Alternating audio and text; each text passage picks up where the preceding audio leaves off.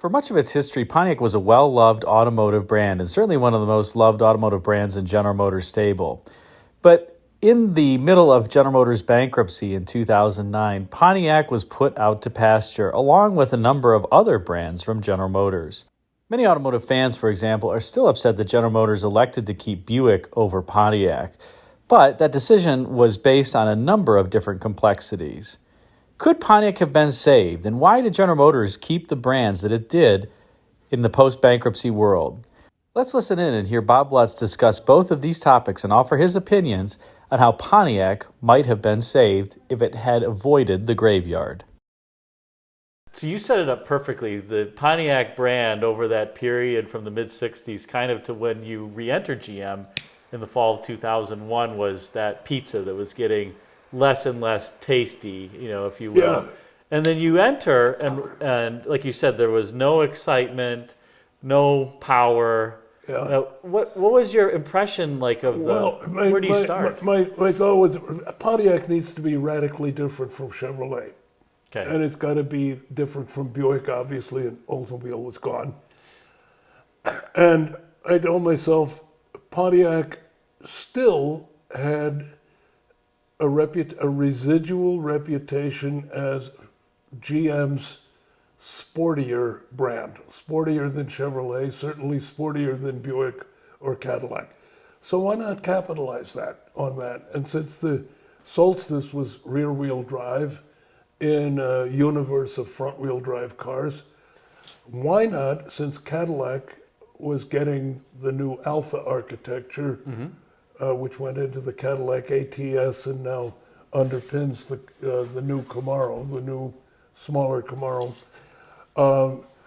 Why not base the successor to the G6 on a slightly cost-reduced, somewhat less refined version of the Alpha architecture that's going to be, I'm to basically do a four-door, use the Camaro architecture, Sure. which is outstanding. Outstanding. I mean, Rear-wheel drive. Camaro is one of the best sporty cars in the world. Not recognized as such, but it's a brilliant automobile. And as a nice, sporty rear-wheel drive compact sedan would have been an American BMW. And that was a niche that was crying to be filled because a lot of people still love the Pontiac brand. They wanted to buy American, and a nice rear-wheel drive compact or mid-sized car like a rear-wheel drive G6 with sort of refined Euro-type styling would have been a success, and then capped at the top with the G8, which was a Pontiac in every sense of the word. So you felt it was a fixable issue? Totally. Okay. Absolutely fixable. And it was on its way back when Chapter 11 occurred, post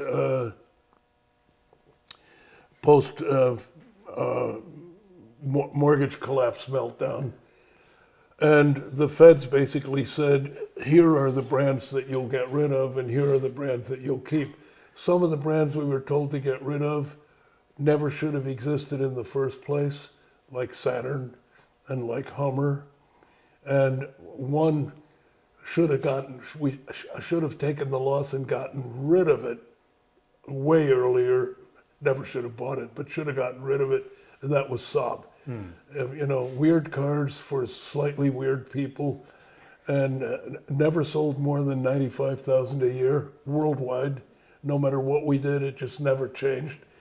The media loved it because it was quirky. They had a nice wagon too. I think the media loved. Oh yeah, and people loved the ignition switch on the console. That was interesting. Which everybody's golden retriever would turn off in the middle of traffic. Anyway, we had to get rid of Saab. That was great. Oldsmobile was gone. Hummer should have been what it is today, which is a sub-brand within GMC. And Saturn had become a complete alternative to Chevrolet, and really had to be taken out. Producing nice cars, but so what? And then the feds also said, get rid of Pontiac and get rid of Buick and basically keep Chevrolet and Cadillac. Oh, get rid of Buick too. Oh, yeah. As original. Buick was on the list. And GMC was on the list. And we argued that, that was funny. The feds said, we looked at GMC and Chevrolet, and the difference between GMC and Chevrolet is just marketing. And we had the former chairman of Coca-Cola on our board, and he says, just marketing? Just marketing? That's what my What company the hell is. do you think Coca-Cola is? Well, GMC had great profitability too as a that brand, too, right? That we were able to make that argument. So they okay, GMC stays. GMC is a strong brand with amazing customer loyalty, and it's part marketing, part product reality, but professional grade is very much associated with GMC. So And even the Denali sub-brand almost. Yeah, an incredible moneymaker. So GMC stayed, and then Buick we were able to save because the Chinese came in and said, "Oh, for God's sake, don't drop that. It's close to the #1 brand in China. People love it, and if you kill it in the States, nobody's going to buy an orphan, because part of the reason for buying a Buick in China is to associate with an American brand. And you kill it in the States, it's gone in China." So the feds said, "Oh, well, okay, all right." So, but Pontiac was still in the process of declining volume. The momentum was there for a complete turnaround. The brand perception was up, consumer willingness to consider was up. I mean, all of these signs that come before the actual sales success were positive. So a rear-wheel drive G6, properly styled, I am convinced would have been a smash hit. But, it was unfortunately, it was, at one point, my seniors at GM, namely Rick Wagner, said, "Look, Bob, you stop fighting for Pontiac. I mean, we made it on GMC and Buick, so just..." So you were pushing to keep it Oh going. yeah, absolutely. I was convinced that Pontiac was salvageable, and it would have been. So And even in today's GM portfolio, there's nothing like it. that's an interesting question. there. Although now with The crossover sedans and coupes on the way out, Pontiac would just be one more crossover. So That's what I was going to ask you. So it's, I think people have that romanticism associated with the brand, right, and performance sedans.